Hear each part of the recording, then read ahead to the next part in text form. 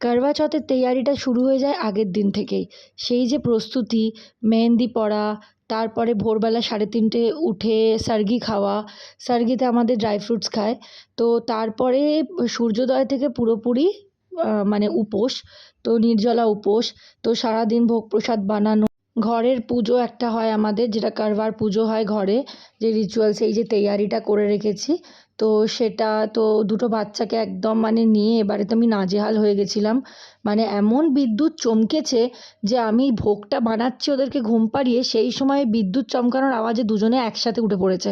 মানে তারপরে একটাকে এক জায়গায় শুইয়েছি, আর একটাকে আরেক জায়গায়। ওদেরকে মানে শান্ত করে তারপর বাকি কাজ করা। তারপরে ঘরের এই যে পুজোটা করি, এখানে আরতি করা, সব কিছু পঞ্চোপচার পুজো করতে হয়। তো পঞ্চোপচার পুজো করেছি, 7 জায়গায় পুজো হয় আমাদের।